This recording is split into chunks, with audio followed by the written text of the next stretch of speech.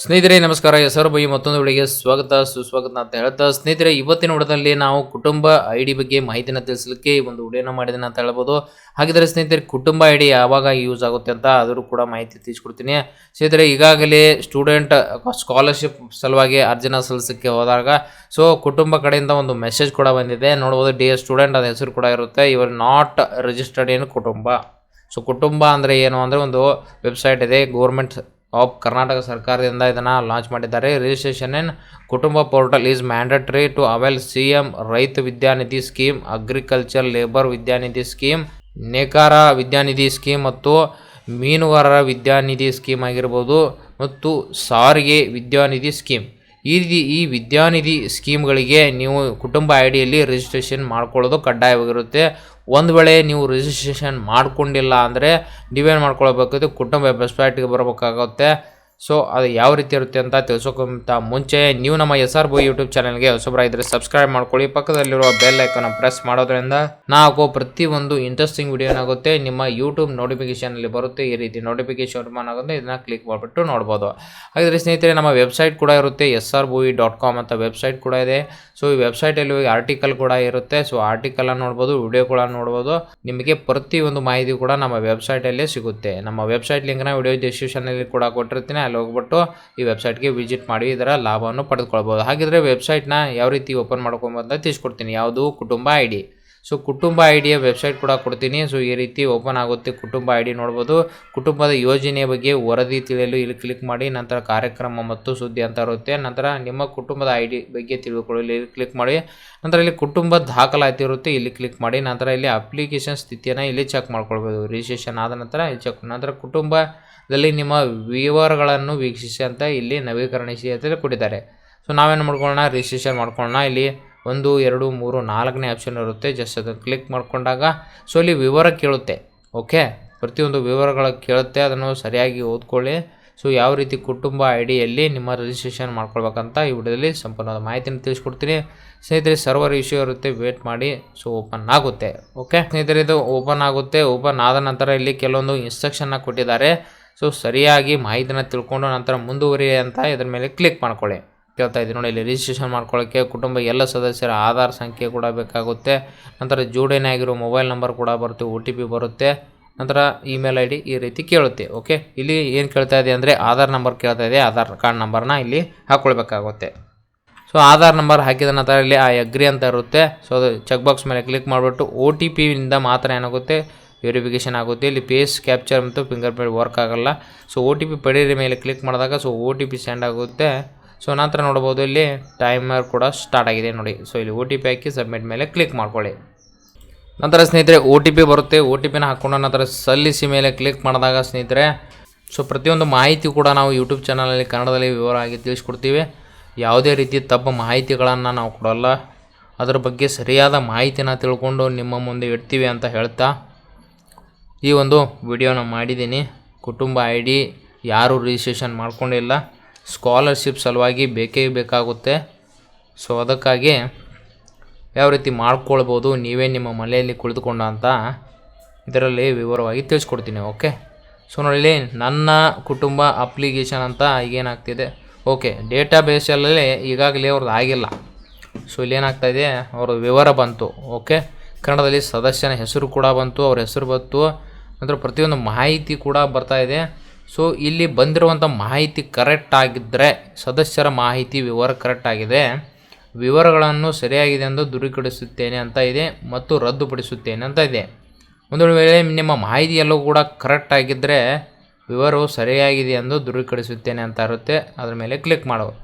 ನಂತರ ಇದರ ಮಾಹಿತಿ ಎಲ್ಲವೂ ಕೂಡ ಕರೆಕ್ಟ್ ಆಗಿದ್ದರಿಂದ ಇಲ್ಲಿ ವಿವರಗಳು ಸರಿಯಾಗಿದೆ ಅಂತ ದೃಢೀಕರಿಸುತ್ತೇನೆ ಅಂತ ಅದ್ರ ಮೇಲೆ ಕ್ಲಿಕ್ ಮಾಡ್ಕೊಳ್ಳೋಣ. ನಂತರ ಸ್ನೇಹಿತರ ಸ್ಟೂಡೆಂಟ್ನ ಆಧಾರ್ ಸಂಖ್ಯೆ ಬರುತ್ತೆ, ವಿದ್ಯಾರ್ಥಿ ಆಧಾರ್ ಸಂಖ್ಯೆ ಬಂತು, ಅವ್ರ ಹೆಸರು ಬರ್ತಾಯಿದೆ, ಕನ್ನಡದಲ್ಲಿ ಕೂಡ ಬರ್ತಾಯಿದೆ, ಗಂಡು ಹೆಣ್ಣು ಆ ಥರ ತೋರಿಸ್ತಾ ಇದೆ. ನಂತರ ಇಲ್ಲಿ ಇಮೇಲ್ ID ಕೂಡ ಇದೆ. ನಂತರ ಇಲ್ಲಿ ಮೊಬೈಲ್ ನಂಬರ್ ವೆರಿಫಿಕೇಷನ್ಗೆ ಕೇಳುತ್ತೆ. ನಂತರ ಸದಸ್ಯರ ವೈವಾಹಿಕ ಸ್ಥಿತಿ ಕೇಳ್ತಾ ಇದೆ, ವಿವಾಹಿತನ ಅವಿವಾಹಿತನ ಪ್ರತ್ಯೇಕ ಅಂತ ಕೇಳ್ತಾ ಇದೆ. ಅವಿವಾಹಿಕ ಇದ್ರೆ ಅವಿವಾಹಿಕ ಅಂತ ಸೆಲೆಕ್ಟ್ ಮಾಡ್ಕೊಳ್ಳಿ. ಈಗಾಗಲೇ ಅವನು ಸ್ಟೂಡೆಂಟ್ ಇದ್ದಾನೆ, ಅವಿವಾಹಿಕ. ನಂತರ ಇಲ್ಲಿ ಮೊಬೈಲ್ ಸಂಖ್ಯೆನ ಹಾಕಿಬಿಟ್ಟು ವೆರಿಫೈ ಮಾಡ್ಕೊಳ್ಬೇಕು.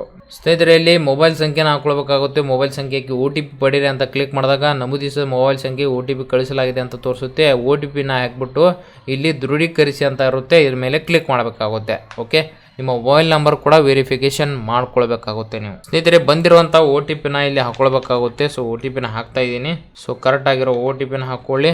ನಂತರ ಇಲ್ಲಿ ದೃಢೀಕರಿಸಿ ಅಂತ ಅದರ ಮೇಲೆ ಕ್ಲಿಕ್ ಮಾಡಿದಾಗ ನಿಮ್ಮ ಮೊಬೈಲ್ ಸಂಖ್ಯೆಯನ್ನು ಯಶಸ್ವಿಯಾಗಿ ಪರಿಶೀಲಿಸಲಾಗಿದೆ ಅಂತ ಬಂತು. ಓಕೆ, ನಂತರ ಇಲ್ಲಿ ಇಮೇಲ್ ID ಇದ್ರೆ ಇಮೇಲ್ ID ಹಾಕ್ಕೊಳ್ಳಿ. ಇಲ್ಲವಾದರೆ ಸದಸ್ಯರ ವೈವಾಹಿಕ ಸ್ಥಿತಿ ಕೇಳುತ್ತೆ, ಅದನ್ನು ಇಲ್ಲಿ ಹಾಕ್ಕೊಳ್ಳಿ. ಏನಿದೆ ವಿಚ್ಛೇದನ, ವಿವಾಹಿತ, ಅವಿವಾಹಿತ ಅಂತ ಇರುತ್ತೆ, ಅದು ನೋಡ್ಬಿಟ್ಟು ಹಾಕ್ಕೊಳ್ಳಿ. ನಂತರ ಸ್ನೇಹಿತರೆ ಇಲ್ಲಿ ಪಿನ್ ಕೋಡ್ ಬಂದಿರುತ್ತೆ. ನಿಮ್ಮ ಅಡ್ರೆಸ್ಸು, ಮನೆ ಸಂಖ್ಯೆ ಆಟೋಮೆಟಿಕ್ಕಾಗಿ ಆಧಾರ್ ಬೇಸಲ್ಲಿ ಏನೇನಿರುತ್ತೆ ಅದೆಲ್ಲ ಕೂಡ ತೆಗೆದುಕೊಂಡಿರುತ್ತೆ. ನಂತರ ಜನ್ಮ ದಿನಾಂಕ ದಾಖಲೆ ವಿಧವನ್ನು ಆಯ್ಕೆಪಡಿಸಿ ಅಂತ ಕೊಟ್ಟಿದ್ದಾರೆ. ಸೊ ನಿಮಗೆ ಇದರಲ್ಲಿ ಯಾವುದು ಜನನ ಪ್ರಮಾಣ ಪತ್ರ ಇದೆ ಅದನ್ನು ಹಾಕ್ಕೊಳ್ಳಿ. ನಂತರ CBSE ಅಂಕಪಟ್ಟಿ ಇದ್ದರೆ ಅದರದ್ದು ಹಾಕ್ಕೊಳ್ಳಿ. ಇಲ್ಲವಾದರೆ ಇತರ ಮಂಡಳಿಯಿಂದ ಪಡೆದ ಜನ್ಮ ದಾಖಲೆ ಐತಿ, ಅಲ್ಲಿ ನೋಂದಣಿ ಆಗಿರ್ಬೇಕು ಅದರಲ್ಲಿ. ನಂತರ ಸ್ಯಾಟ್ಸ್ ID ಕೊಟ್ಟಿರ್ತಾರೆ. ನಂತರ SSLC ಅಂಕಪಟ್ಟಿಯಲ್ಲಿ ಇದನ್ನು ಸೆಲೆಕ್ಟ್ ಮಾಡಿಬಿಟ್ಟು ನಂತರ ನೀವು ತೇರ್ಗಡೆಯಾದ ವರ್ಷ ಬರುತ್ತೆ. ನಂತರ ಇಲ್ಲಿ ನೋಂದಣಿ ಸಂಖ್ಯೆನ ಹಾಕ್ಕೊಂಡು ಜನ್ಮ ದಿನಾಂಕ ಪುರಾವೆ ಅಪ್ಲೋಡ್ ಮಾಡಲು ಕಡತವನ್ನು ಆಯ್ಕೆ ಮಾಡಿ ಅಂತ ಕೊಟ್ಟಿದ್ದಾರೆ. ಸೊ ಜಸ್ಟ್ ಇದು ಕ್ಲಿಕ್ ಮಾಡಿದಾಗ ಸೊ ಇಲ್ಲಿ ನೀವು ಅಪ್ಲೋಡ್ ಮಾಡಬೇಕಾಗುತ್ತೆ. ಓಕೆ, SSLC ಮಾರ್ಕ್ಸ್ ಕಾರ್ಡ್ನ ನೀವು ಏನು ಸೆಲೆಕ್ಟ್ ಮಾಡಿರ್ತೀರ ಅದನ್ನು ಇಲ್ಲಿ ಅಪ್ಲೋಡ್ ಮಾಡಬೇಕಾಗುತ್ತೆ. ಸೊ ಇಲ್ಲಿ ಮಾರ್ಕ್ಸ್ ಕಾರ್ಡ್ನ ಅಪ್ಲೋಡ್ ಮಾಡಿದ್ದೀನಿ. ಇಲ್ಲಿ ಮಾರ್ಕ್ಸ್ ಕಾರ್ಡ್ ಕೂಡ ತೋರಿಸುತ್ತೆ. ಓಕೆ, ಸೊ ಇಲ್ಲಿ ಅಪ್ಲೋಡ್ ಮಾಡಿದ್ದೀನಿ. ಸ್ಯಾಟ್ಸ್ ID ನಂಬರ್ ಕೂಡ ಇಲ್ಲಿ ಹಾಕ್ಕೊಳ್ಬೋದು. ಓಕೆ, ಸ್ಯಾಟ್ಸ್ ID ನಂಬರ್ ಇದ್ದರೆ ನಾವು SSLC ಮಾರ್ಕ್ಸ್ ಕಾರ್ಡಲ್ಲಿ ಕೂಡ ಕೊಟ್ಟಿರ್ತಾರೆ, ನಿಮ್ಮ ಸ್ಕೂಲ್ ID ಕಾರ್ಡ್ ಮೇಲೆ ಕೂಡ ಇರುತ್ತೆ. ಸೊ ಕರೆಕ್ಟಾಗಿರುವ ಸ್ಯಾಟ್ಸ್ ID ನಂಬರ್ನ ಹಾಕೊಳ್ಳೋಣ. ಓಕೆ, ನಂತರ ಇಲ್ಲಿ ನೀವು ಕೊಟ್ಟಿರುವಂಥ ಮಾಹಿತಿ ಜನ್ಮ ದಿನಾಂಕಕ್ಕಾಗಿ ಸ್ಯಾಟ್ಸ್ ID ನಂಬರ್ ಹಾಕ್ಕೊಂಡಿದ್ದೀವಿ. SSLC ಮಾರ್ಕ್ಸ್ ಕಾರ್ಡ್ನ ಅಪ್ಲೋಡ್ ಮಾಡಿದ್ದೀವಿ. ಮೇಲ್ಗಡೆ ಫೋಟೋ ಇರುತ್ತೆ, ಈ ಫೋಟೋದ ಕೆಳಗಡೆ ಸ್ಯಾಟ್ಸ್ ID ನಂಬರ್ ಇರುತ್ತೆ. ಜನ್ಮ ದಿನಾಂಕ ಆಯಿತು. ನಂತರ ವೈವಾಹಿಕ ಸ್ಥಿತಿ ಈಗಾಗಲೇ ಹೇಳಿದ್ದೀನಿ, ಅದು ಕರೆಕ್ಟ್ ಆಗಿದ್ದರೆ ಸರಿಯಾಗಿದೆ ಎಂದು ನಾನು ಘೋಷಿಸುತ್ತೇನೆ ಅಂತ ಇರುತ್ತೆ. ನಂತರ ವಿವರಗಳನ್ನು ಸಲ್ಲಿಸಿ ಅಂತ ಇದ್ರ ಮೇಲೆ ಕ್ಲಿಕ್ ಮಾಡಿದಾಗ ಸ್ನೇಹಿತರೆ ಇಲ್ಲಿ ನೋಡ್ಬೋದು, ಇಲ್ಲಿ ಅವ್ರ ಹೆಸರು ಕೂಡ ಬರುತ್ತೆ. KYC ಡನ್ ಅಂತ ಬರುತ್ತೆ. ಸದಸ್ಯನ ಲಿಂಗ ಗಂಡು ಅಥವಾ ಹೆಣ್ಣು ಬರುತ್ತೆ. ಮೊಬೈಲ್ ಸಂಖ್ಯೆ ಬರುತ್ತೆ.